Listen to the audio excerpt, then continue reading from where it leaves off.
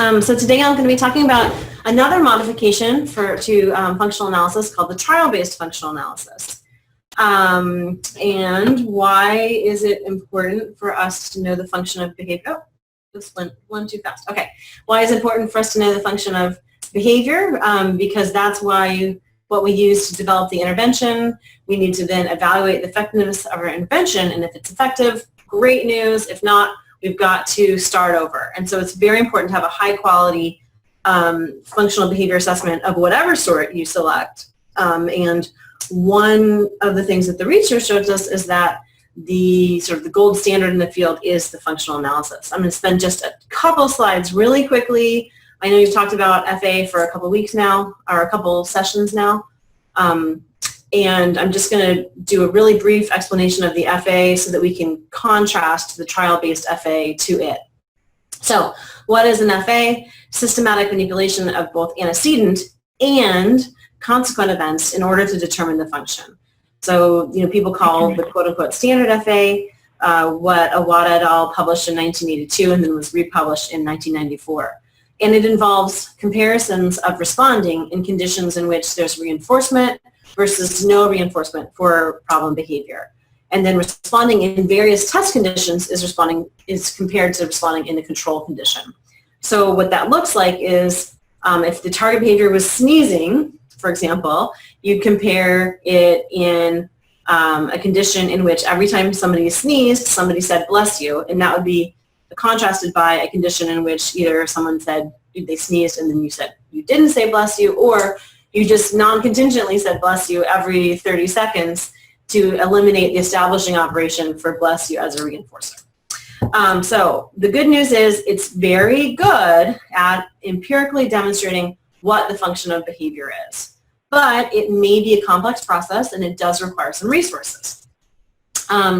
These are the various conditions. So in the column on the left, you have the conditions: attention, demand, sometimes called escape, alone, sometimes we use and ignore, and then the play condition. And the play condition is the control condition against which responding in all of the other conditions is compared. So for the attention, what that looks like is in the antecedent, the therapist is ignoring the client. If they engage in problem behavior, the therapist will attend to that problem behavior, and that tests for social positive reinforcement. And then there are similar test conditions for social negative reinforcement and for automatic reinforcement. Okay, I'm going to show you an example of what that looks like. This is an FA of hitting. So the child is actually, they're going to engage in lots and lots of problem behavior, but the target behavior that's being examined in this FBA is hitting, self-hitting. So you're going to see crying, whining, flopping, all kinds of other stuff, but she's not going to provide the consequence until the child hits himself. And this is an escape or demand condition. And so she's going to continually issue demands until he engages in the target, and then she's going to step back and give him a break. So let's see what that looks like. And it might be loud, so warning. It's not too bad. Okay. Circle like this. Come on, we're going to draw a circle. Oh, on the paper. Like that. Draw a circle. Draw a circle, David, like that. You do it. Talk about it. You can draw it on the paper like that. Draw a circle. Draw a circle like this. You do it. David. Draw. Circle. Oh, and there's the target behavior, and she's gone. Oh, and life just got a lot better. So she stays away from him for approximately 30 seconds, during which time he has no demands placed on him.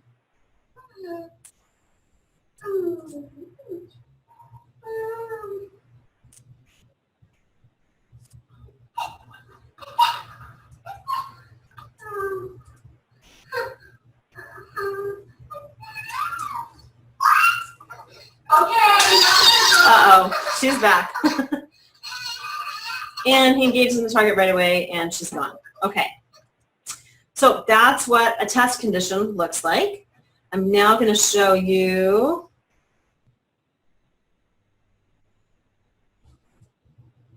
what the control condition looks like. So he's got no demands. He's got preferred items. This therapist does not ask him to do any work. He's just allowed to play. She chats with him if he wants to chat. Life is much more pleasant.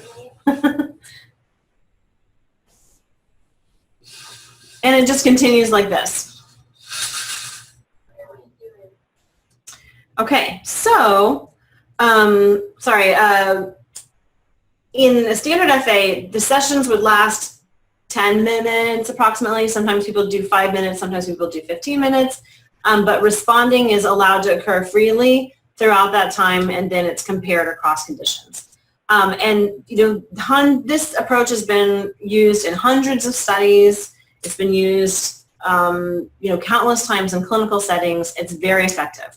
You'll notice, that these sessions are not being conducted in like a really fancy treatment room, like with, we ran this session in this fancy room, or we ran this, and then we went into this room and it was a totally different room. It's just the same space, but there's nothing else going on in the environment that's competing with the contingencies that are in place during the sessions. So I just want to point that out. Okay, so given that the research shows that this is a really great thing to do, that means that probably everybody's doing that, right? Wrong. So I'll show you this graph. This is an old graph from 2002, but on the x-axis we have years, and then the cumulative number of data sets are graphed on the y-axis, and it shows that after people started paying attention to behavior function and assessing behavior function, that all three approaches to identifying function, the FA, which is the red data path, ABC data collection or descriptive analysis of what variety of sorts is the blue data path with the circles, and then the green triangles are indirect assessments, questionnaires, rating scales, that sort of thing. And it shows that the FA really took off, and although there were increases in all three approaches, much more was being published on the FA. But that's really not what we're seeing in clinical practice across the country or around the world. And so why is that? Why is there a disconnect here between what's going on with research and practice? One thing could be that there's a variety of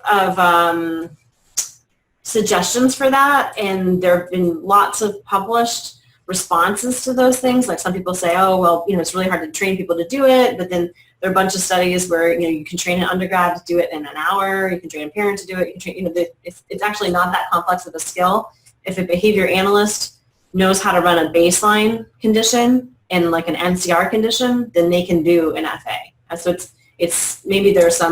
there are lots of reasons, that's just one example, but the one that I was really interested in is that it requires this controlled environment. And from my experience working in schools, before I started graduate school, I saw that controlled environments were very, very difficult to come by in educational settings, especially. Sometimes easier in a home, sometimes easier in a group home, but really hard to do in schools. And it also requires a continuous period of time, like a big chunk of time to go through the different sessions. The trial-based FA can be conducted in ongoing activities. It does not require an extremely controlled environment. It's designed to be used in the classroom setting with other kids around. And it requires probably the same amount of time, but in briefer chunks. So that might be a little more manageable too. I've got this one here, this page here, that shows some differences between the standard FA and the trial-based FA. The format for the standard FA is sessions, the trial-based FA is trials. Here's the big one. In a standard FA, you have the various test conditions, and then the control condition is a separate condition.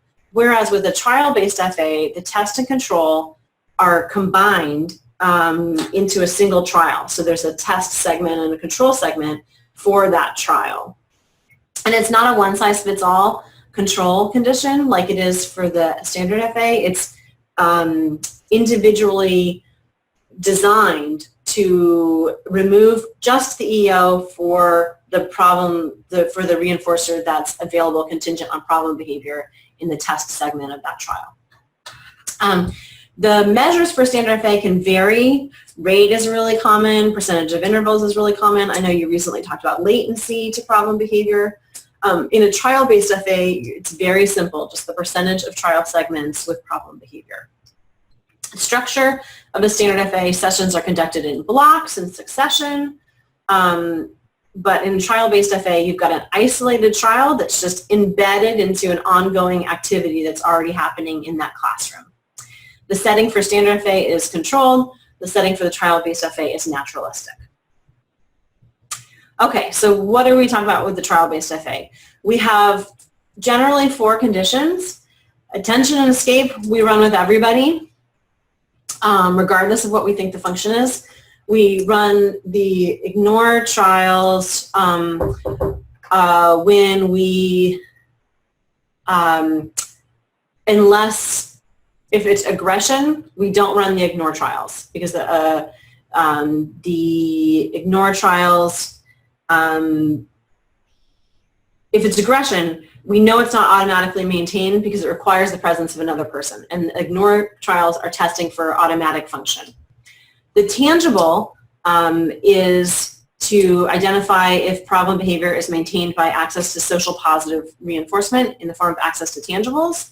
And we generally only do that if we have any reason to think that the person experiences tangible access as a result of problem behavior. So if the teacher tells us, oh, when a Willie engages in problem behavior, we redirect him to something we know he likes to do. Then we do that one. Okay, we recommend 10 trials of each condition embedded into activities. You can do 20 trials. We've done that too. But in our experience, you don't get anything more out of the second 10 than you got from the first 10. So that keeps it simple. We also do 2-minute segments, so the whole trial can last up to 4 minutes. And then for the attention, escape, and control, the sequences, first we do, attention, escape, and tangible. Sequence is first control and then test. And for the ignore ones, we go test, test. And I'll explain a little bit more about why in a minute. So do they work? I think that they work pretty reasonably well. They're not amazing in terms of replacing the standard FA. I think the standard FA is appropriate for some of those cases out there, but I think that the trial-based FA and it can work in a variety in many settings, many situations. So when we did the first study that we did, we had 10 participants, and we got a hit rate of 6 out of 10 or 8 out of 10. In terms of hit rate, I mean, we got the same function in trial-based versus standard. When I say depending on how you conduct the trials, we learned some things about what to do and what not to do, and so that bumped up our hit rate to 8. And that was pretty much the same correspondence rate that LaRue et al. Got in 2010 when they compared traditional and trial-based FA as well. So they had 5 participants, and they said that they found a correspondence rate of 4 out of 5. So can you involve others in the process? Because in both of those other studies, in the study that we did, we had graduate students do the trial-based FAs, but teachers can be trained to do this. Group home staff can be trained to do this. We're starting to train parents to do this. Do interventions based on the outcomes actually result in reductions in problem behavior? Yes. We've got a couple studies that show that in both in early childhood and in general, or in older, but still special education. It's okay. Older child in special education, older children in special education as well. Sorry about that. Okay, so you're going to start the trial-based FA. You need to plan what the trials are going to look like. Are you going to need materials for the problem behavior? If you do need materials for the problem behavior, then they've got to be present all the time. So sometimes if somebody says, okay, well, the target behavior is tearing up work materials. Okay, what are the work materials? Well, they're paper worksheets. You need to have paper available for all of the trials, even if that wasn't something that you expected that you would normally have in like a play setting. You've got to have that there too. Otherwise, you've made it so that the behavior can only happen in a certain kind of trial. Okay, you're also going to plan the times and the locations for trials. When when we work with teachers, that's primarily who we've used this for. We help the teachers to identify how to embed these trials into the school day. And I'll have a slide on that, so we'll talk a little bit more about that later. You need to communicate with other people in the environment, let them know what you're doing, why you're doing it. Otherwise, they're going to come in and intercede when the child is engaging in problem behavior, or they're going to do what normally happens in the classroom. And you don't want that. You want to use just the contingency that's being tested. We recommend 10 trials of each type, and we also always use a reliability observer for 3 of those trials. Just like with everything else, you want to have some other source of corroborating your data. Okay, so what do the individual trials look like? Attention. For the control segment, we're going to provide continuous attention. They've got all the attention that they want. And I've actually, I think, sent to Dr. Pollard so she could share that with you, instructions for how to do this. So although it's not presented in quite the same manner, the same information is available. So in the attention trial, the control segment is continuous attention. So you're just going to sit there and chat with that kid and not going to ask them to do stuff. This is the hardest thing. This is the hardest thing. So when we're sitting and providing attention to kids, watch yourself, because what you'll do is you're going to ask them questions. You're going to try to make it a play-based teaching opportunity, because that's how we interact with kids. So don't do that. Even if you have to just comment on how much you like their shirt, and you've got a shirt that also has ducks on it, or your favorite pajamas when you're a kid had ducks on it. Whatever you're going to say, just don't ask them questions. Don't be like, oh, do you see the little giraffe? I'm making the giraffe play. Can you make the giraffe play? Because that's not attention. That's a demand. Well, it is attention too, but it's in the form of a demand. Okay. So then when the test segment starts, you turn away from the child, I've got something to do. So you pick up, your Java, your Java. Okay, I really did just have a Java on my desk for some reason. So I've got some work to do, and then you doing your stuff. And then if they engage in problem behavior, you're going to deliver some attention. And then unlike the video that I showed, then you don't go into another opportunity. Once the behavior has occurred, you're done with that trial. Data collection is finished. So it doesn't matter if it happened 2 seconds into the test segment or 1 minute and 58 seconds into the test segment for that trial. You're done. So you deliver the attention and you go on with whatever's happening. Okay. The escape condition, the control segment, is no work, because you want to remove the establishing operation for break as a reinforcer. So there's no work. Then when you start the test segment, you're continuously presenting work, demands, demands, demands, demands. Now it's time to, okay, I made the giraffe do this. You need to make the giraffe do this. Or, what color crayon stub do I have? Why do I have this stuff? What color crayon stub do you have? You need to tell me what color the crayon stub is. If they engage in problem behavior during the test segment, you're going to remove the work materials, give a break, make sure it's at least 30 seconds. But that 30 seconds isn't to when the trial starts up again. It's to when they go back to whatever they were doing before you started the trial in the first place. Tangible, in the control segment, they've got access to their most highly preferred tangible items. I usually identify those using an MSWO, but if they're really into something else that day too, throw that in there. That's fine. And then the test segment, you take those away from the child. And if they engage in problem behavior, you give them back. Make sure they have got at least 30 seconds of access to it, but then go on with the continuing activities. If problem behavior happens in the control segment, and sometimes it will, that's fine, but there's no consequence other than to move directly into the test segment. So if problem behavior happened when they had access to the materials in the control segment, I would remove those materials and start the test segment immediately. Okay, the ignore trials are funky. They're different. The original study on trial-based FA, it was referred to as discrete trial FA by Sigafus and Sagers, and they didn't include a test for automatic function, so we kind of had to come up with this. LaRue and all did something, but I'm not totally sure.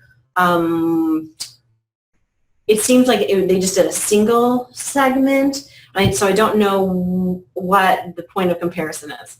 But you could probably levy the same criticism against us because we don't have a control condition either. If it's automatically reinforced problem behavior, there's no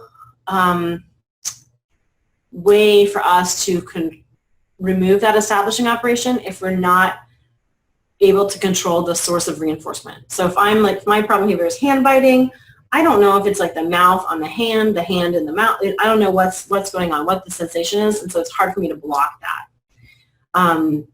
So what we've done is we have 2 consecutive test segments. They each last 2 minutes, regardless of whether problem behavior happens. So unlike the other trials, in which if problem behavior occurs, you stop that segment, move on to the next one, or end the trial if it's the second segment. With this one, they continue. And the reason for that is we want to see if responding will persist across the 2 trials, from the first trial into the second trial. The ignore has no materials, no work, no attention. Sometimes this can be hard to do in classrooms. I'll talk a little bit more about some strategies that we've come up with for that. But yeah, there's no consequence, or at least no programmed consequence that you're providing for the target behavior. So the assumption is if it persists from one segment into the other segment, that there might be some evidence that it's automatically maintained. Okay, got some video for you on trial-based FA. This happens to happen in a discrete trial training classroom in which children have individual cubbies. But that is actually the only setting that we ever did that was set up like that. We've done this in other types of classrooms. It's just that this was the easiest one to get consent for video because in the other ones, you see the other kids in the background, and so we can't use those videos for training purposes because we don't have consent. We can't use it. We can't even make videos because it's really hard to get consent for the other kids in the classroom that are not involved in the study. So just because it's in the discrete trial training classroom, we had very limited. The research that we've done is not primarily in that type of classroom. Okay, here we go. So the target behavior is aggression. It's in the form of kicking, and you're going to see the teacher start off with the demand condition, and she's going to start off with the control segment first. And so the child is not required to do anything. She's just, hanging out. She doesn't have preferred items. She doesn't have materials, and the teacher is doing some work separately. We're not going to watch the whole 2 minutes because nothing happens, but I do want to point out that she's kind of playing with her chair. She's going to get up and play with some of the papers that are tacked to the divider, which is okay because it's not like a highly preferred item. It's not like if we were to take that away from her, she would engage in problem behavior to gain access to it. And if you're doing this in a classroom setting, there's really no way to completely remove. Let's say we put her in a totally austere room and she started to play with her hair or the buttons on her sweater. Would we remove those things? No. So we didn't in this case. So now I'm going to sort of fast forward to the test segment. It should be starting in just a second here. So now the teacher's going to start the test segment where she's going to start asking her to do work. So she's giving her a bunch of tasks. Her praise is very neutral. We'd actually like it to be even more neutral or non-existent, but that was really hard for this teacher because she was such a good teacher. What color? Mine said it's blue. What color? You? What color? Good. Do they want to stop and touch floor? Touch floor. Good. Tongue out. Thank you.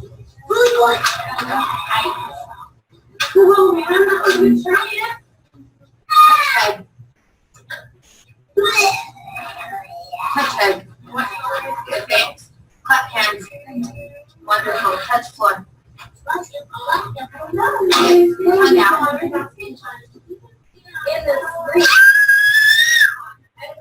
And she kicks the therapist, so the trial is finished. Or the therapist is her teacher. She kicks the teacher, and the trial is finished. Okay, now we're going to look at the control segment for the tangible condition. I'm not going to show you the whole thing because it's really boring, nothing happens. But you can see that in the control segment, she's got access to highly preferred items. Then in the test segment, those items are taken away.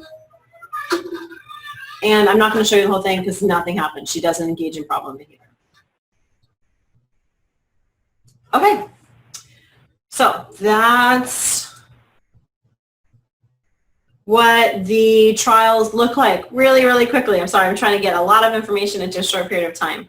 Now I want to talk to you a little bit about the data interpretation. So this is an example of a graph. It's, I think this is hypothetical data. Some of these are hypothetical, some of them are real. We've got the different conditions on the x-axis and percentage of trials with problem behavior on the y-axis. We wanted to keep this really, really, really simple so that teachers could actually just draw on a pre-made graph that we gave them and graph their own data without even opening up a computer, learning a graphing program, or anything like that. Okay, so the open bars are the control segment and the closed bars are the test segment. And in this case, we have more responding in the tangible condition test than in control by a great amount. And no other condition has a difference between responding in test or control in which test is higher than control. So this is a very easy example. This is, we think, responding is maintained by tangible access. Here's another one. You can kind of take a look at it and see what you think it is. I want to point out that although there's a difference between responding in test and control and tangible, it's very minor. That means 1 trial out of 10, they had problem behavior and it happened in the test segment. So we think that that's probably not enough of a difference to be meaningful. Whereas in the attention condition, we've got a lot more responding in test than in control. So we think that's attention. Here's one in which you have some differences between test and control for attention and tangible, in which test is higher than control. But in the ignore, we've got something going on where there's no responding in the first test segment and there is some responding in the second test segment. But when I look at this graph, I don't really know what's going on. And what I try to do is when I'm trying to decide if I know what the function is for one of these graphs, I say, would it be ethical for me to develop an intervention based on these results? And if the answer is no, then I say I'm unable to determine the function given these data. So that's what I would say here. Now this one's also interesting. We've got a lot of responding in test control for all of the conditions. And most notably, you see responding persisting across the 2 test segments in the ignore condition, suggesting maintenance by automatic reinforcement. And this is, often what it looks like. We've got, just responding happening sort of regardless of the presence or absence of social consequences. And we would call that automatic. And here, this should be a pretty easy one. The big difference is happening in the demand condition. And so that's escape. So that's just a really quick introduction to how we analyze those data. I've only got like a minute left, but I have a few more slides, so I'm going to keep going if that's okay, Dr. Pollard? Yep, okay. Yes, it is. Great, okay. Embedding trials into ongoing activities. So this is, because the behavior analyst isn't necessarily, you could be, but because it's not you're not necessarily the person who's doing these, you've got to work with the teacher to figure out how they're going to do this. And actually, teachers are really good at this, especially special education teachers. Sometimes I don't see it as much with the general education teachers, but if you talk to special education teachers and use language like embedding assessment trials, because they're good at embedding learning opportunities. So you can embed assessment trials just like you would a learning opportunity, except you're not teaching, you're assessing. So we talk to them to help them plan. They're going to need up to 4 minutes for a trial, and we like to match the trial types to current ongoing activities, taking advantage of any EOs that are already in place. So escape trials, and this looks really different depending on if you're working with little kids or big kids. We've done this in an early childhood setting, we've done this in a high school setting, and it looks different. It looks different if you're doing it in a resource classroom versus a general education classroom. But in general, for the escape trials, work, task routines, small group, one-on-one if you've got that. But if you don't have that, it's okay. You can do it in small groups. I've seen teachers who are awesome at, they take like the reading group, and they've got 4 kids, and 1 kid is the target. And for the control, they're just asking questions to the other 3 kids. For the test, they just question for that 1 kid. So it can be done. You just got to be motivated to do it, but it can be done. Attention trials, great if you've got one-on-one. If you don't, meals, recess, other opportunities where you can be sitting with a child. Tangible trials, if there is play, like with younger kids, that's great. When those materials are already present. With older kids, I've seen it done like in an EBD classroom. With high schoolers, they had a situation where if the kids finished a worksheet, then they had access to, they could go listen to the iPod or play on the computer or do something like that. And so we did the tangible trials during that part of the classroom day. Ignore trials, this can be hard. Outdoor activity, independent time. It's actually easier the older the kids are. Early childhood classrooms are baited with all kinds of stuff. So in those cases, sometimes what we've done is take a sheet, throw it over the books, because there's usually like a reading corner, like a quiet space reading corner. Throw the sheet over the books, put the kid there for the ignore trials. If they get up and wander out, you can't make them stay in there because that's a demand. And so sometimes then we have to take them out of the classroom. But because it's only for 4 minutes maximum, well, no trials is always 4 minutes. Because it's only 4 minutes, it's easier to do that. You could do it in the hallway without like things getting too crazy. We conduct a few trials per day, spaced out across the day over a week or 2. If this is taking like a month, or worse, if it's taking a few months, this is not the right assessment approach. That's especially considering if you did an FA, you could be done in a day, or sometimes even a morning. Then it doesn't seem justifiable to do that. But if they're motivated and they're getting, trials done, a few trials per day, spaced out over a few days, taking a few weeks, good stuff. We have had some issues that we want to warn people about. Kids notice the timers, so never have the timer count down. You do not want it to go beep, beep, beep, beep, beep, beep. If you're using a timer, have it count up so that there's no signal to them that, oh, I just have to wait for a certain amount of time and then something is going to change. So even better than a timer, a second hand to watch. Classrooms are great because they've got that big clock with the second hand, so you can use that if you need to. Or you could use, a timer and have it like on a clipboard or something like that, and just, as long as it's counting up. Sometimes students access other materials in the area. We try to place students strategically in the rooms, and I put the asterisk by block there because we don't really want to be seriously blocking them. If we're blocking them from going somewhere or doing stuff, then we're not doing that kind of trial. We're doing something else, tangible access trial or something like that.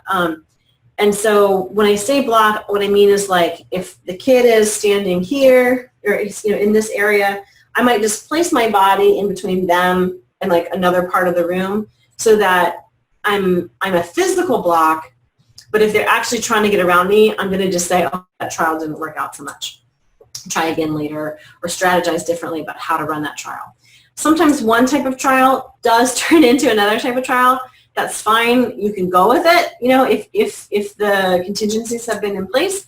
Or maybe it's just a failed trial, and that's okay because you've only invested a few minutes into it. It's not like you're, 9 minutes and 30 seconds into an FA session and something happens, like the fire alarm goes off and like, great, now you can't use those data. Or like, the parent comes in and like, I forgot the kid had a dentist appointment, I'm here to pick him up. Or SLP comes 10 minutes early, and so you need that, it's okay when you have failed trials. What I do is I make a note of all failed trials for whatever purpose. Sometimes another kid interrupts or a teacher comes up or whatever. That's fine. It's just make a note of it so that you can use that as justification for doing a more intensive form of FA. Like if it's, we've been really trying to get this assessment done, but we've only got 8 trials and we've got 16 failed trials. And so this is getting a little ridiculous. Can we use the resources for this kid because this is not the right assessment type for this kid? Okay, so after you do it, you ask, did you determine a function? Yes. Okay, great. Develop your behavior intervention plan, implement the plan, decide if it was effective. No, if the answer is no, I don't know what the function is. It might be that you need to redo the assessment differently. You might say like, okay, well, what went wrong? Like one time we had a kid just not engage in problem behavior, and we're like, why did we get, why did this kid get referred to work with us? Oh, well, he engages in problem behavior with everybody else, just not the teacher. Like the teacher's got this really nice DRO in place, but nobody else is using it. So, okay, maybe we shouldn't have the teacher run these then. We should have had the classroom aide run them, and so that might be the problem. Or something similar to that. But if you really did it right and you can't really figure out anything that went wrong, you might need a more standard approach to FA. You might have a problem that can't be solved with the trial-based FA, at least with the technology we have now. Okay, so as with everything else, and even more so in this case, you're trying to get sometimes non-behavior analysts to help you with data collection.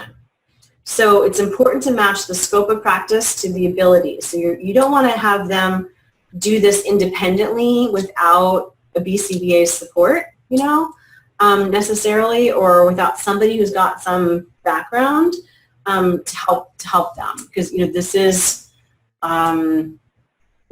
a form of assessment. And if you don't have a lot of experience with this, and you can ask for help and get support, then you should absolutely do that. If you're training somebody else how to do this, you should be providing the support as their supervisor. And with any other form of assessment, you have to consider the risk and the benefits before you start off. And there's a great chapter in the Bailey and Burge ethics book on risk and benefit analysis. Okay, so what's good about the trial-based FA? You can do an FA even with reduced resources, most notably, even if you have no access to a controlled environment, as so many teachers are faced with. And if you don't have access to continuous periods of time, this could be useful as well. This might allow you to allocate resources to more challenging cases, or you can make a case to a school district who's saying like, oh, we can't do FAs. It's too much. You say, what if we had, of the 30 kids that need services this semester, what if we could sort of count on at least getting 25 of those assessments knocked out using something like trial-based FA? Would we have the resources for standard FAs for the 5 for whom we needed more help with? I don't, those numbers are estimates, but whatever. I also find that teachers, staff, whoever we do this with, when it comes time to implement the intervention, we've got buy-in. They believe us when we tell them what the function is because they saw it for themselves. They were part of the assessment process. It wasn't like they answered some questions, we tallied some scores and told them what the function was. They could see the effect of their responses on the child's behavior. And that's amazing because then not only does it affect how they interact with that child during the intervention, it affects how they work with other children in their classroom because they start to understand how their behavior influences child behavior. Okay, but it's not perfect. It's not a perfect replacement for standard FA. There's never been a study published in which 100% of the cases if there was a comparison between trial-based and standard FA resulted in a match. And so I don't think it's perfect for every situation, for every kid. But it could be the first step in a tiered approach to assessment. I also never recommend it for peer-targeted aggression, never. I also don't recommend it for dangerous topographies that you cannot not provide consequences for in a classroom. If you've got uncooperative staff, this is going to be a nightmare. If you end up with a large number of failed trials, move on to something else. If you're not getting good treatment integrity, if like the teachers just aren't learning this skill, there's some published studies out there showing how to train teachers how to do this pretty easily. And if it's just taking forever and you're delaying intervention, also not a great idea.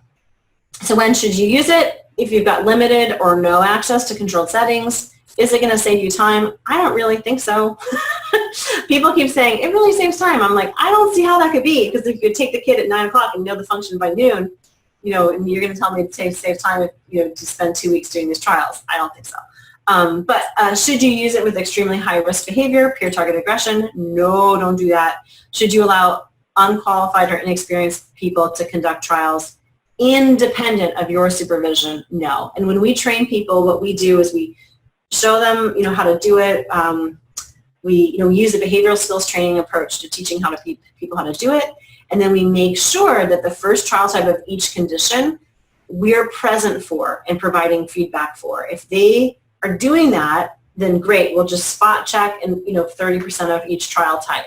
But if they are like, if they're asking a lot of questions or requiring a lot of feedback, then we stay there until they are doing it more independently before we let them do it outside of our presence. All right, that's all I've got. And I have class in 6 minutes, so if I know I've taken up 12 extra minutes of your time, but if you do have questions, I have like 5 minutes to answer questions. Awesome. Thank you so much, Sarah. A couple questions came in through the chat box. One question that I actually also wanted to bring up too was related to where can people go to get the a more intensive trial-based FA training experience? Because I know that the traditional training can take upwards of 3 to 4 hours, right. And I know that folks would be interested in that. And so, are there other opportunities? Yeah, so I occasionally I'll do workshops at conferences. I need to do one at ABA again, but I won't be there this year because I'm having a baby in May instead. But I do a fairly regular webinar that's more intensive, a more intensive version of this, and more interactive intensive version of this. It's ABAC. I can send you a link to that, Joy. It's out of New Jersey, but it's broadcast internationally, and so that is, you have to buy a seat for that. But that's a more intensive one. And then I do, if you're in the Florida area, I do free webinars or free workshops, not webinars. With school districts or, different groups. And then I've got some students that are around the country that are also qualified to teach people, like Joe Lambert in Tennessee, Shanna Kunavatana in Texas. So there's, some people that have got some experience around the country too. But yeah, there is a webinar coming up at ABAC out of New Jersey, and then I know we'll probably schedule another one in the next month or two as well. Great, and we do have the link for that. Incidentally, one of the participants in the audience has already signed up for it on Wednesday and shared the link with me, unknowing that it was you presenting today. So we will share the link, and if there's still open seats, I know that the webinar is scheduled for Wednesday. Wait, is the webinar on Wednesday, is that on trial-based FA, or is that on matching assessment type to this situation? There is trial-based FA in that, but there's other stuff in that one as well. Mm-hmm. Yes, that one was the matching the assessment webinar. But that will cover some trial-based FA, but it won't just cover trial-based FA. Okay, perfect. So we'll send the link out, and then folks can check on the upcoming webinar. Haley is going to be pulling up your case presentation for you.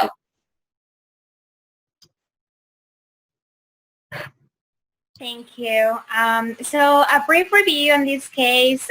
We presented this case in order to get recommendations on behavior strategies for vocal stereotypy and family or treatment barriers, family participation treatment barriers. So we have been working on challenging behaviors for the entire duration of treatment, which has been a period of about a little bit over 3 years.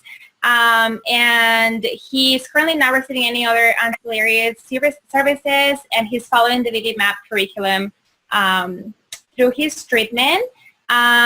We have been providing parent training for different challenging behaviors that he has displayed in the past. He used to have self-injurious behaviors, property destruction, and aggression, and those behaviors have been successfully decreased, and now we're just struggling with decreasing vocal stereotypy. Could you move to the next part, please, Haley? Thank you. So the goals that we currently have in acquisition for this client are communication goals such as interverbals and more advanced communication skills. And then we have problem solving for life situations. We have managing for missing information. We have reading and independent play skills. And he had masters before, managing for break, managing for more time with current reinforcement, managing for negative reinforcement, and managing for decided items and activities. And he has also mastered some other independent play basic skills. He has mastered following instructions, following independent activity schedules, listener discrimination skills, tacting, echoics, turn taking, cleaning after himself, outside play, attending to storybooks, and some different adaptive living skills. He's currently on some medication, and we had some treatment barriers where his medication was frequently changed or inconsistent. And could you scroll down, please, Haley? His main language in school and home, it's English. He receives speech language pathology services for one time a week or 30 minutes. And he lives with both of his parents and siblings. And we experienced some, we had experienced in the past high involvement in family for decreasing the priority involvement. And he currently communicates vocally. Could you scroll down, please, Haley? He is using from 2 to 4. Sometimes he will display some 6-word phrases in Manding, and he has some challenges in his conversational skills, and he displays some echolalia as well. He always communicates what he wants for preferred items, for others' attention. Sometimes he communicates with peers for attention. He has some seldom conversational skills. So he plays some social games frequently. He is currently not asking for any missing information, so that's why it's a current target. We have, he frequently asks for breaks, and then he also always asks for removal of aversive tasks, and he always asks, he frequently asks for help as well with difficult tasks. Could you scroll down, please? And then the challenging behavior that we're targeting here has been defined as non-functional vocalizations that may be a word or sound that has, that it's above conversational tone of voice, and that it's paired with some echolalia from preferred choice, and then also may be paired with aggression, but mainly with putting his face close to his hand without touching. And we experienced something very interesting, that he has a current frequency of 5 instances or less per hour during session. But one of the recommendations was to do a brief functional analysis for hypothesized automatic reinforcement. So we experienced a higher frequency during that, which we'll go over here shortly. And then we were getting data from a descriptive functional analysis assessment tool, the FAST, that it was multiply maintained by multiple functions, and that's why we, can you scroll down please? So this is the data from the FAST that was initially filled out by parents, so we can see that, you know, it occurs across different conditions. So the recommendation in the first echo session that we presented this case, they recommended to do a brief functional analysis for the alone condition. And this is the data that we got, where he is displaying about 7, that was about an average of 7 instances per minute, only in the alone condition, and it was maintained across conditions. Can you scroll down a little bit, please? Those were the strategies that we were following, which were targeting multiple functions, mainly denied access and escape. So one of the recommendations was to potentially modify this treatment after we have done the brief functional analysis. But I believe today we will go over more of those recommendations on how to modify this treatment plan today. Can you scroll down, please? And I had included, can you go to the next one, please? Yes, and then can you also go to the next one, please? This is just some data on the current behaviors that he has as alternative replacement behaviors, mainly manding goals. Could you scroll down, please? And then we have the consequence-based procedures, which will also are looking for recommendations to modify today based on the results from the brief FA. Could you scroll down, please? And that is the current graph of the behavior, how it's displayed in session time. So that data is from the entire year of 2015.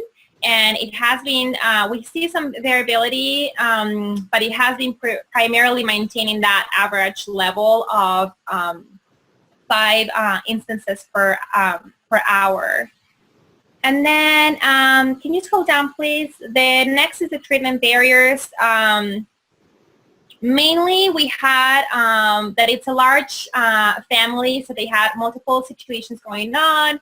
We had inconsistency with sessions a few times because the client is often sick from his often experienced problems with his stomach. And then we also had difficulties with parent involvement in behavior strategies implementation. Let me see. And because it is a large family, they used to receive respite care, but now they're not receiving respite care due to financial barriers with their insurance. And one of the recommendations on the previous ECHO clinic was to talk to them about different options for respite care, but they expressed that they were not interested in bringing it back just due to previous experiences. Can you scroll down, please? I believe that's it. I think that is. Great. Thank you so much, Arlette. That was a wonderful overview of the presentation. So what I'm going to do is just take a moment to outline the overall presentation and make sure that we have all the information correct, and then we will move on to audience clarifying questions. So we currently have a case with an 8-year-old boy that is diagnosed with autism spectrum disorder. He's been receiving treatment for approximately 3 years, and throughout the course of treatment, what we discussed in the last clinic as well as this clinic, there were different interventions put in place for targeted behaviors that were more severe, such as self-injurious behavior and aggression. One behavior that has not been consistently, or that has not been addressed, and that also we have not been able to reduce, is the vocal stereotypy. That has been a parent's area of concern due to the disruption in the family home, which I believe you had mentioned in the last clinic. It's affecting the quality of life for the parents and the siblings in the home, and also interfering with skill acquisition as well. So during the last clinic, you had presented information hypothesizing that behavior was maintained, multiply maintained, and the recommendations from the previous clinic were to conduct a modified FA in the home setting because we wanted to have more data and we're not convinced that it was multiply maintained at the time. So you are back with that, and I would just like to say excellent job following through with all of those recommendations. Very impressed with all the work that you were able to complete since the last clinic. And we will go ahead and discuss some recommendations based off the new information that you have for us today. Did I miss anything? No, I think you covered everything. Thank you. Okay.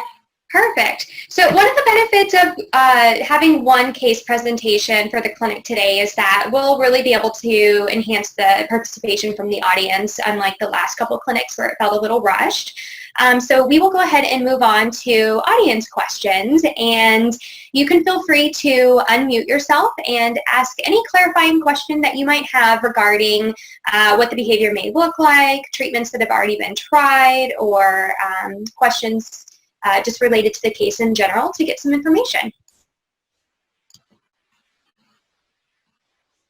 Hi, Arlette. It's Carly. Hi, Carly. Hi.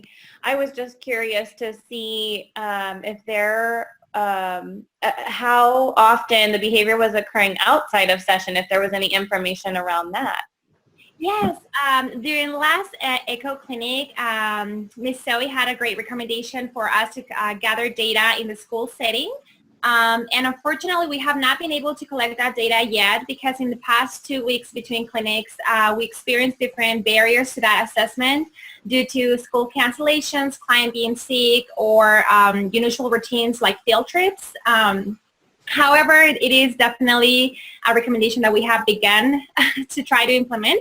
So we will be collecting that data in the next, as soon as we're able to get into the school next week. Yes, thank you. Awesome.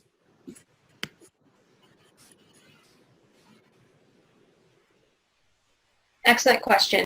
Do we have any other clarifying questions? It's Carly again.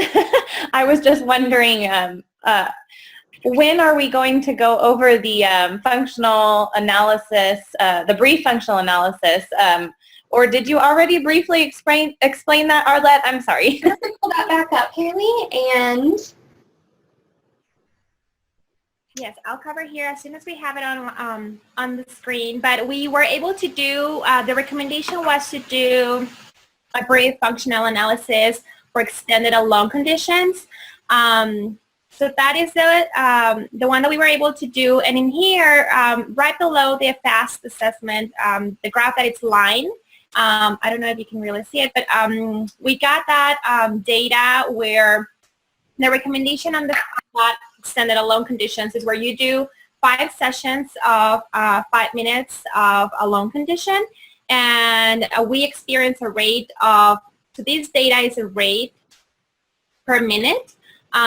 So he experienced, there we go, perfect. We experienced on that same level, so the behavior was maintained across those 5 conditions. So it was observed at this, that same level of rate per minute. That's the data that we got from that. Mm-hmm.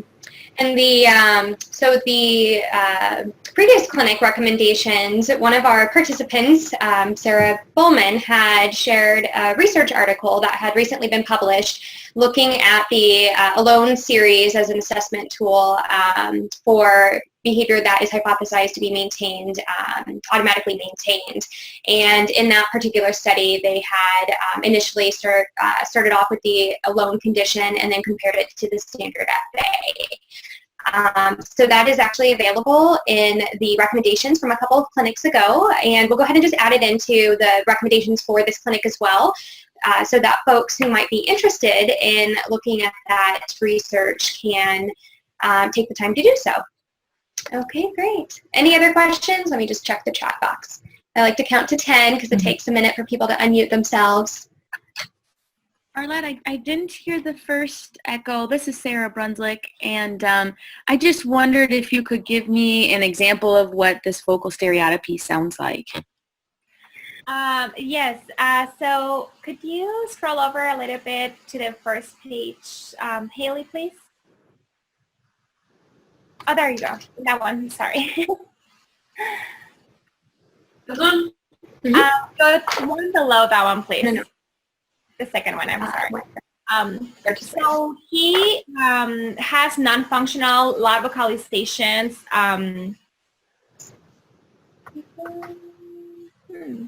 So is he just basically just yelling? Please, Haley. Yeah, so it looks more just like, ah, and then he sometimes puts his face close to his hand like this. Yeah. And sometimes it may be paired or followed by phrases such as, hey, or come on, are you okay? But it's very loud.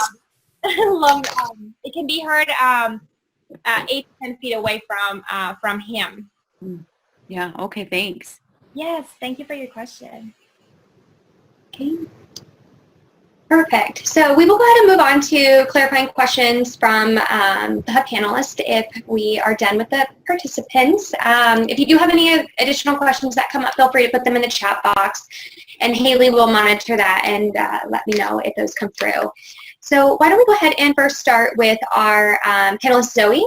Zoe, would you like to start off with your clarifying questions? Yes, good. I unmuted myself.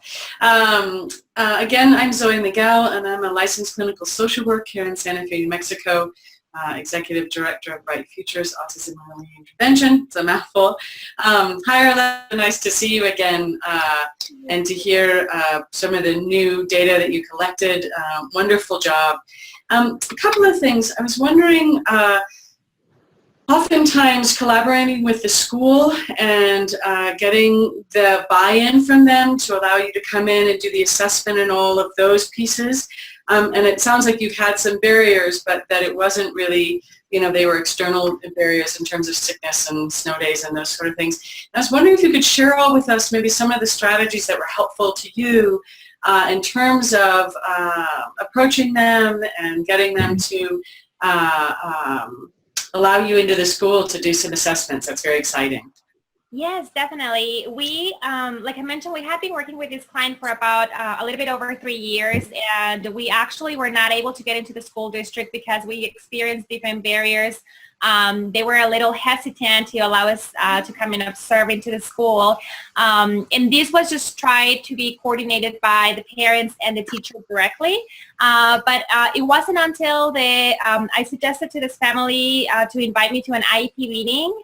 I remember that they have, the right to bring whoever they want to their IEP. And when we came to the IEP, I just, explained at the beginning that I was there only to assist with anything that was helpful for the teacher or to provide any information that they may need from us, but also to learn about what the goals they had for him.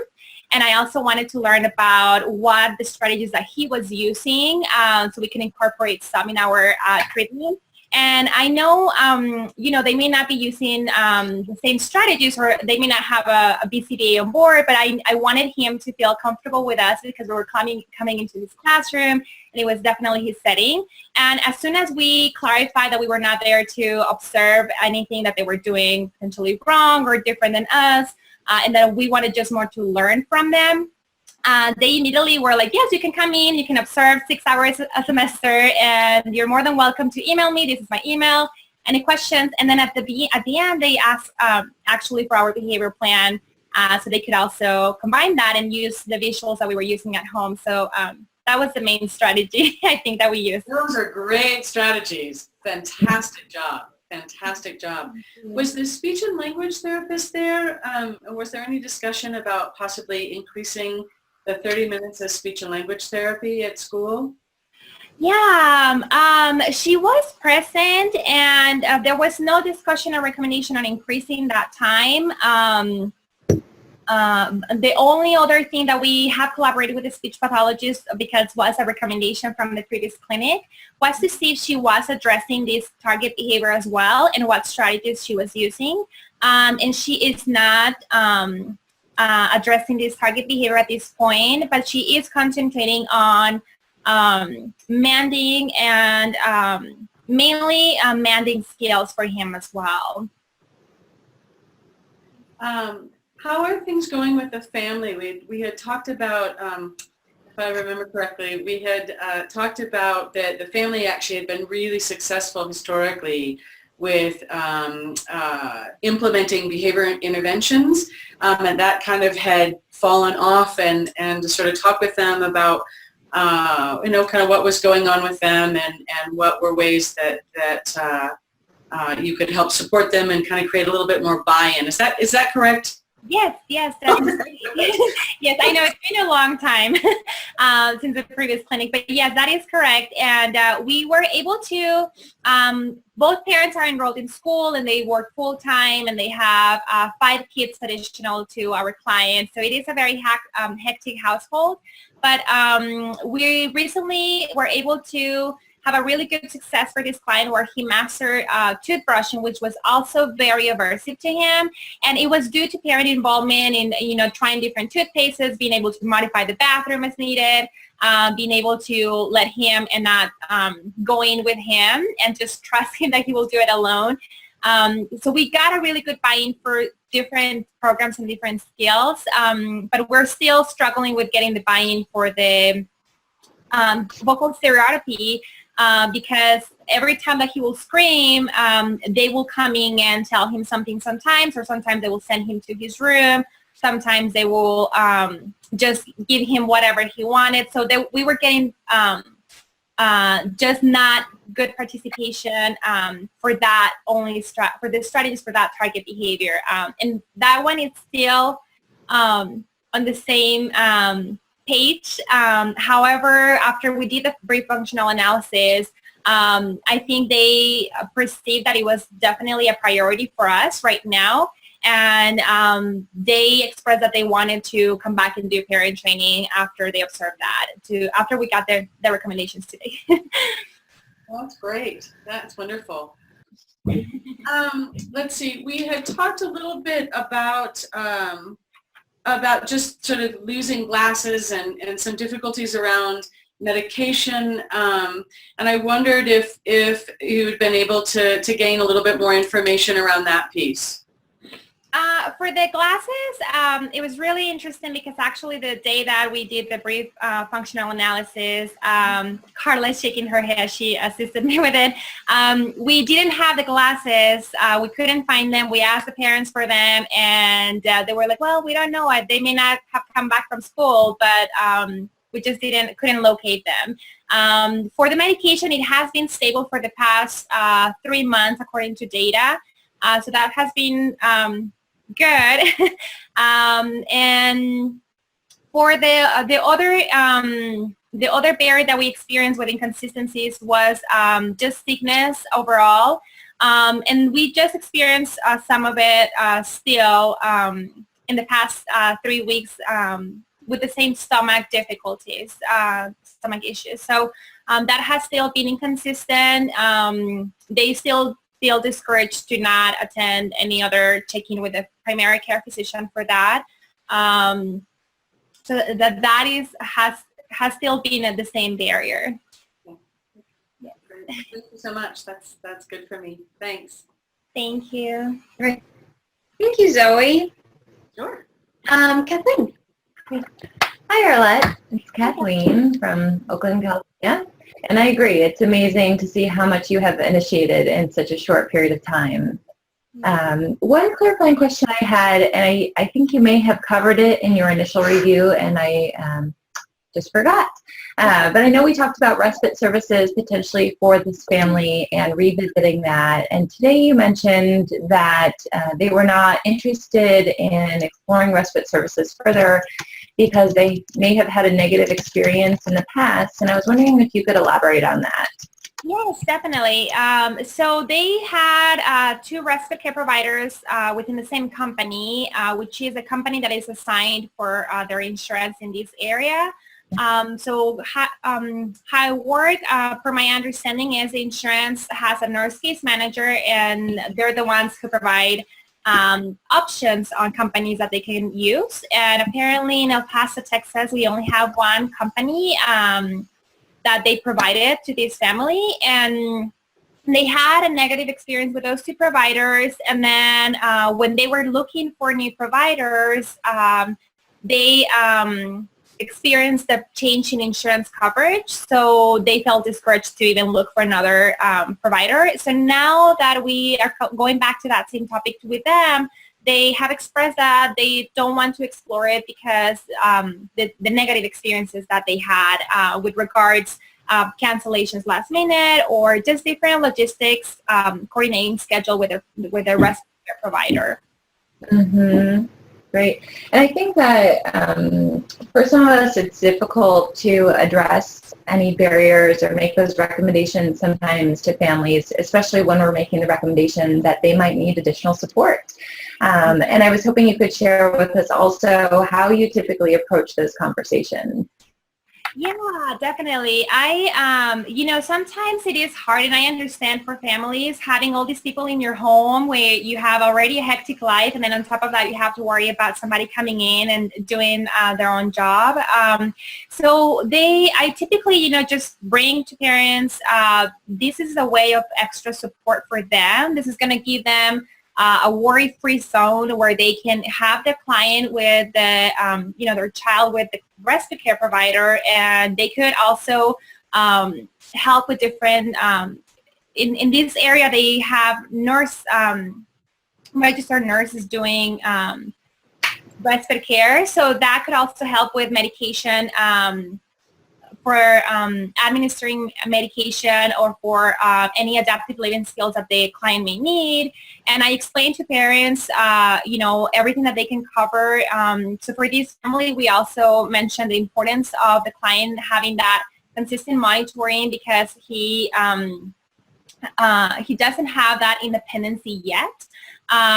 So we wanted to make sure that it's approached to the parents as it's going to give you another free hands time because you're going to be able to go and concentrate on your school without having to worry what is your son doing right now, as opposed to saying, it's somebody that is going to come in and you have to guide on what to do.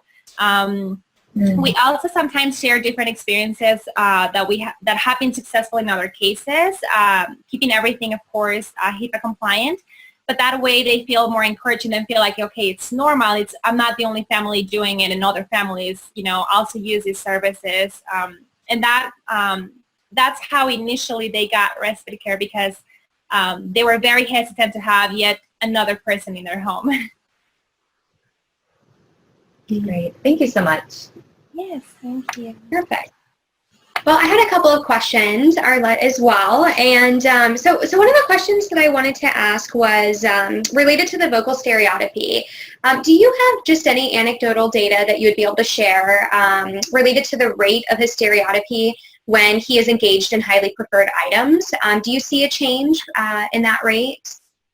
The only data that I have right now is the one that I did for other conditions that I was testing, part of the brief functional analysis.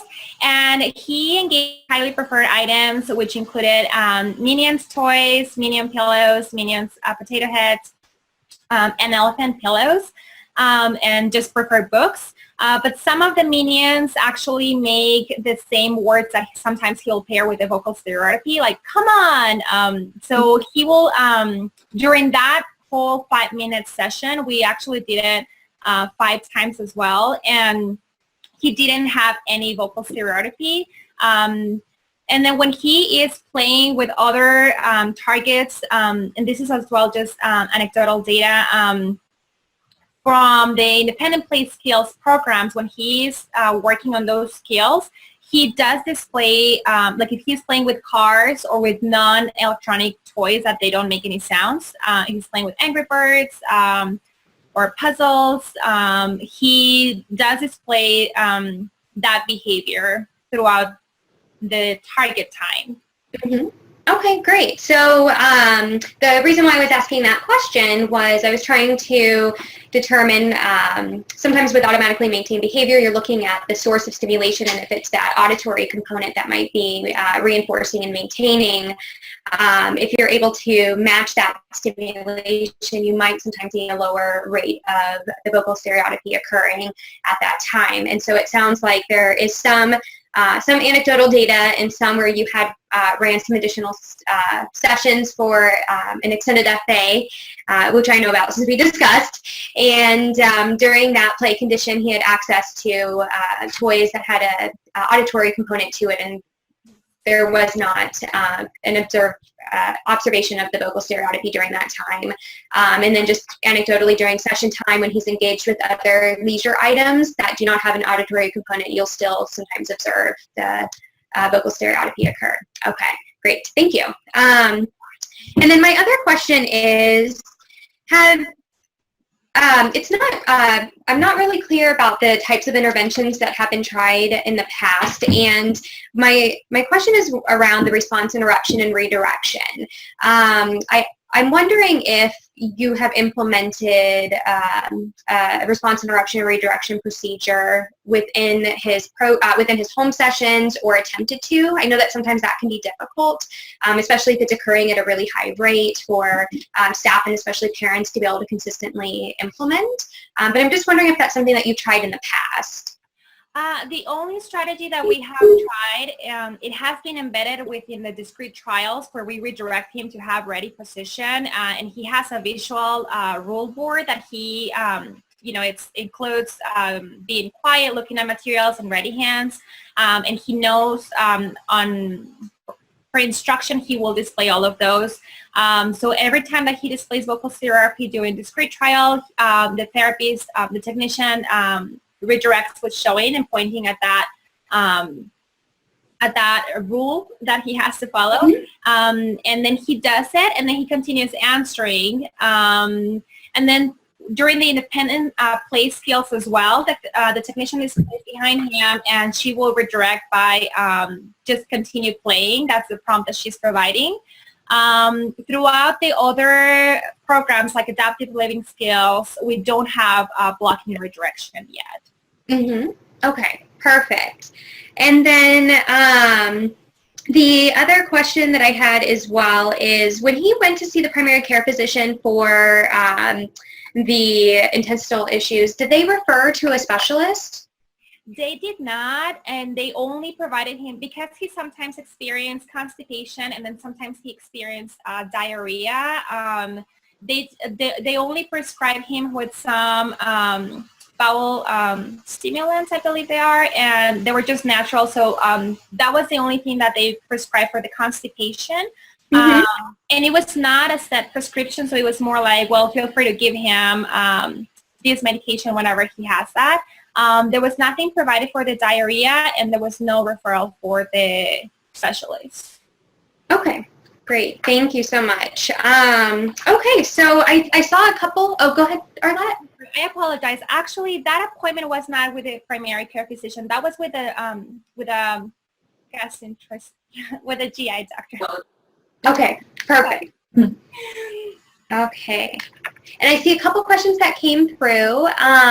So I saw that Amy had put in a question about the replacement behaviors that you were targeting, and I'll share, just so we can move to the recommendations, that Previously, the replacement behaviors that were targeted were, that are outlined in her case recommendation form, were related to the previous hypothesis that it was a multiply maintained challenging behavior. So those replacement behaviors were related to demanding for escape, as well as increasing appropriate vocalizations to request items. And so that those are the behaviors that were targeted previously.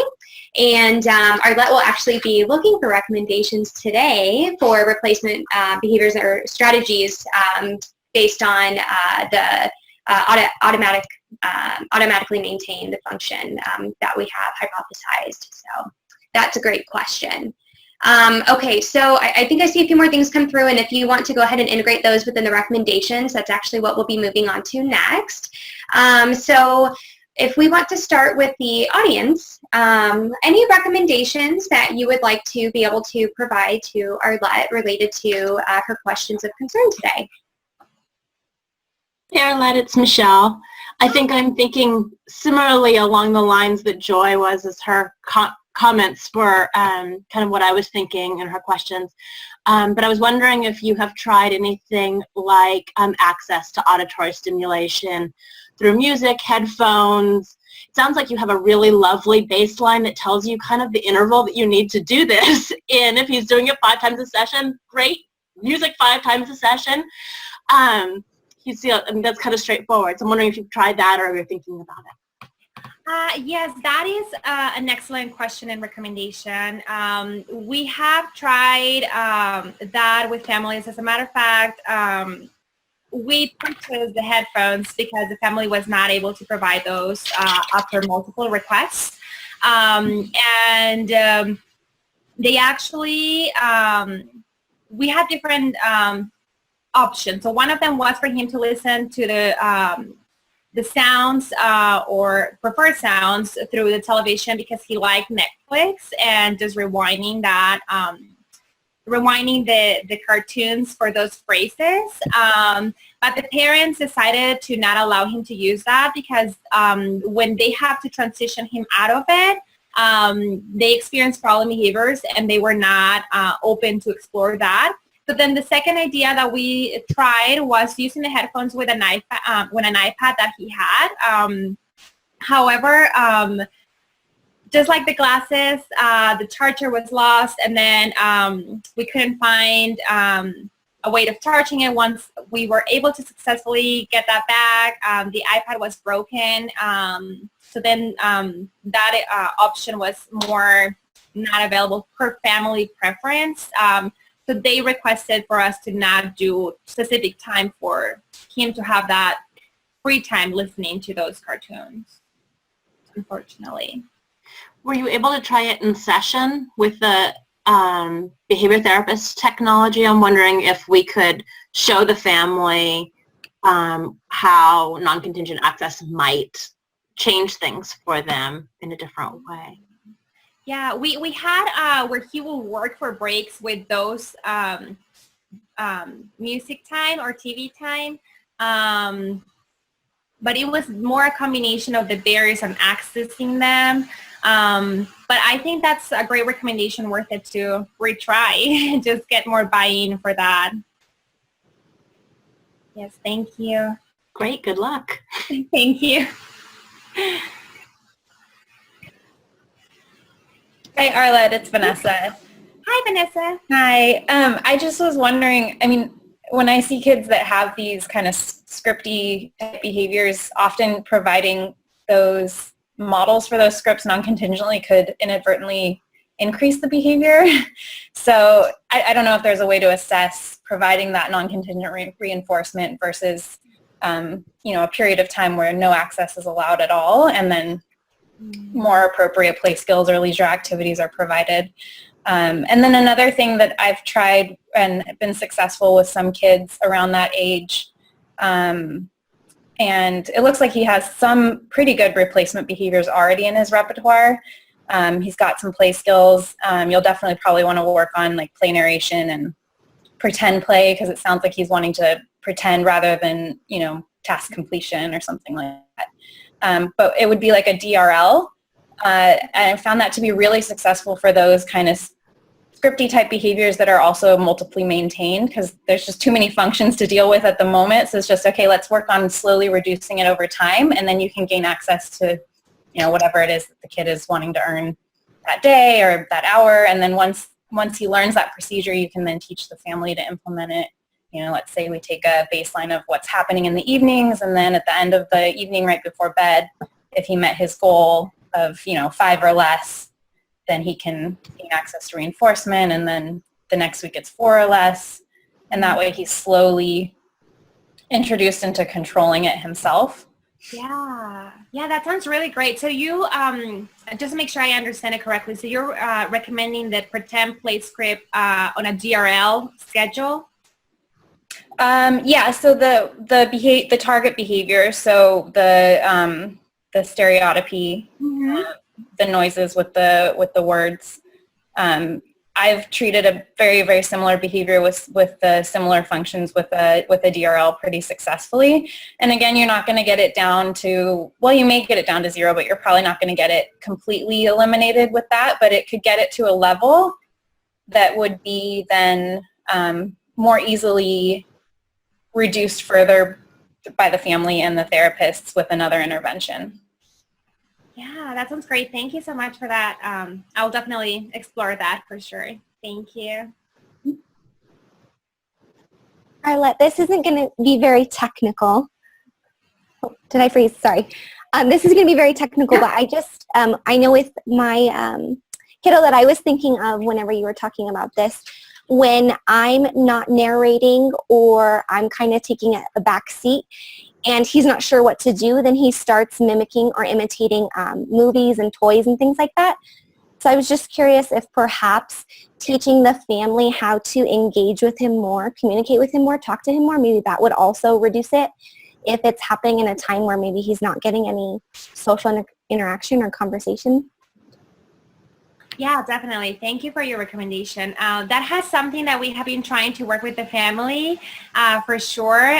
It's just due to, that's one of the barriers on the treatment that we have, due to their busy schedules and hectic household, that we are not able to. We had a program in the past where we rotated the siblings. So one day one of the siblings will come in and they will have that playtime with the client. But now their siblings are moving along in their grades, and now they're getting more homework. But yeah, that's a great recommendation. Thank you so much, Farah. We will explore it and see how we can fit it in, maybe a reinforcement schedule for parents to participate. Thank you. Thank you. Okay, so I think what we'll do is move on to our panelist recommendations. If you have additional considerations or recommendations, please feel free to put them in the chat box, and Haley will be recording all of those, and we'll be including them in our final recommendations that we email out. Zoe, would you like to go ahead and start with your recommendations? Sure. Again, Arlette, great job with especially interacting with the school. I had, and using the parents' rights to be able to get access to that IEP meeting, right? That everybody's sitting around the table. It's just the natural process that you're going through. So that's really great. I thought that I might, especially when a child is struggling so much with language, that really using that SLP, again, if that SLP is giving good intervention at school, that a half an hour is nothing. I mean, it's not nothing, obviously, but it's really not a significant amount of time. And because the family is so overwhelmed, it might be hard to access additional supports outside of school.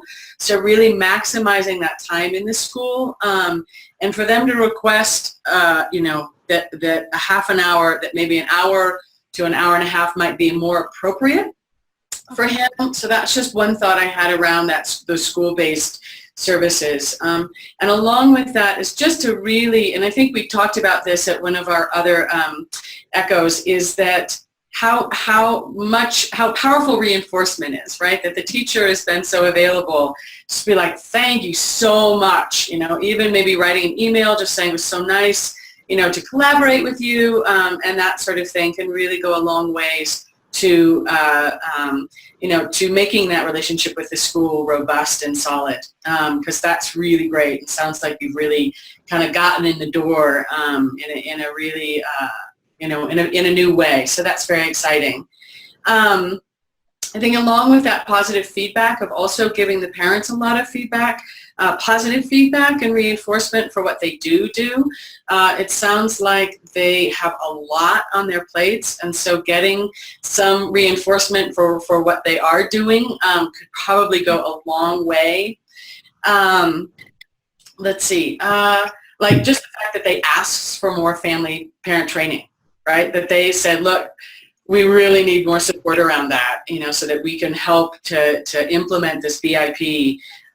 Is really brave, that's really is big on their part. So, trying to really take the time to reinforce their behaviors, their positive behaviors, I think is one of the things that I would recommend. Just going down through my list. Again, and I don't know if we explore this in terms of questions, but I still have really curious, like, what are the things that are so hard for the family to not respond to let me phrase that better.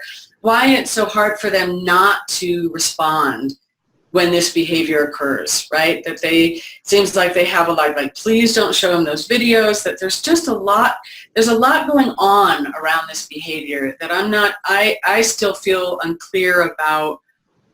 I would just have a lot of questions. So maybe just exploring that a little bit more in terms of, it sounds like you have a behavior intervention in place and why that's a struggle for them to implement it.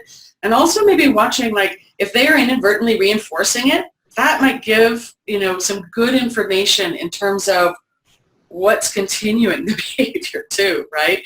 So if he's doing it for their attention, if things are really chaotic, and that's a time that behavior increases, that might be important or good information. And I guess I just encourage you to look at, if you haven't already, like, are there times of day that it increases? Are there, when you go into the school, it would be really interesting to see when that behavior occurs. I think that those things will help you along, or at least it's my thought that they will help to sort of understand this behavior.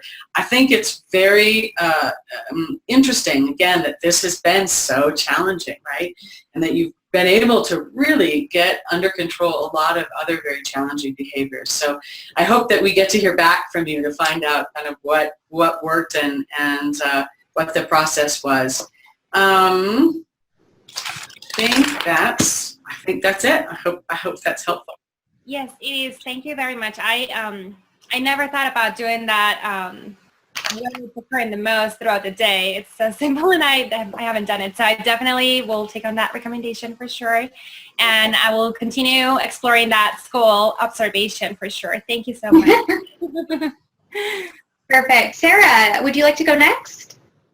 Okay, so the whole constipation and diarrhea issue that he seems to be having, I actually have that exact thing happens with my son, and I noticed that when he gets constipated, he really starts to have severe behavioral issues, and so we have to try and figure out, what to do to get him to go. And what I had to start doing was kind of keeping track of what he was eating in order to kind of try and stop some of the constipation. So if he had a lot of, I don't do gluten-free, casein-free with him because he likes those kinds of things, and I don't want to cut him out of his diet. But if he does have a lot of bread, then I'll give him a fiber vitamin just to kind of help him go. So I think that, maybe having the parents kind of keep track of what he's eating, and maybe that could help in the long run as far as some of his behavioral issues that he's having. Yeah, that sounds really good. And eating diary or something, we can keep track of that for sure. Thank you so much. That's a great recommendation too. Thank you. Excellent. Yes, that was an excellent recommendation. Thank you so much, Sarah. So it seems that we have, my turn. So it seems that we have some just really great information that has come through from this last case presentation to today's case presentation. And so to kind of summarize and bring back from what we talked about previously and into today, we had you present, it was 1 or 2 sessions ago, and during that presentation we were discussing the behavior. It was hypothesized to be multiply maintained, and so a lot of the interventions that were in place were for attention and demand, and so social positive and social negative. And when we're looking at the persistence of this behavior over time, and I know that we have some data that go back to 3 years, although it wasn't targeted, I think, for that entire duration because of the other areas of concern, but it has been something that's been a concern for the family, and so that's why we're targeting it now. And so it seems, what I'm inclined to say based off of the new data that you showed today, and that you did a wonderful job, that behavior is persisting in that alone condition across multiple sessions. And if we were to see that behavior decrease over those sessions, then that would lead us to believe that it would be maintained by social consequences. But during those alone conditions, we do not have any socially mediated consequences that are occurring. We're doing nothing, as Sarah was just talking about. And so that would lead us to believe that it is automatically maintained, and would also support too, or at least be congruent with the fact that a lot of the interventions that we've had in place were not really matched then to the function. And so I think what's nice to think about is that also might be something that will be probably reinforcing for the family to hear, hey, we actually have some additional data and believe that we have identified the function of this behavior, and there's research to support how to then target that function. And so what I'd like to do is kind of talk a little bit about the research. When I was looking at the topography of the behavior based on the previous case presentation and what was written, I was thinking that the majority of it was in that more of loud vocalizations and sometimes more of a scream as well. And that was why it was a concern for the family, because it was really interfering with their leisure time as a family and disruptive, especially because both parents are in school. And so when, but then there's also that piece of it too with the scripting, the delayed echolalia that's occurring as well. So when we look at the research for treating vocal stereotypy, the reason why I was asking that question earlier about whether response interruption and redirection had been used is because really what the research shows is that is very effective in reducing that vocal stereotypy. The procedures that you had in place earlier for the other behaviors are wonderful for increasing those appropriate language skills, the MAN training that you had in place, and there has been research to look at increasing those appropriate language skills and whether we would see a reduction in vocal stereotypy. And you will see sometimes an improvement, but oftentimes it's not maybe socially significant, or the outcomes are not as dramatic as we're looking for. And so often pairing that with a response interruption and redirection procedure is more effective in producing those outcomes. So as an example, you were describing response interruption and redirection, and that was a motor response that you were asking for him to be able to sit with his hands. And so what I would consider implementing would be a vocal redirection. It seems like, as Vanessa was also saying, that he has developed some great verbal skills, and I think that would be very easy to be able to implement within his program because of all the work that your team has done so far. And so when he would engage then in a vocal stereotypy, that redirection, instead of it being a motor response, would then be redirecting him to engage in a vocal response. So it could be an interverbal, such as answering a question. If he has that in his response, it could be tacting. It could really be any vocal response that, and then you can even put a criteria where he has to respond to 3 questions without that vocal stereotypy, and then you move on with your session.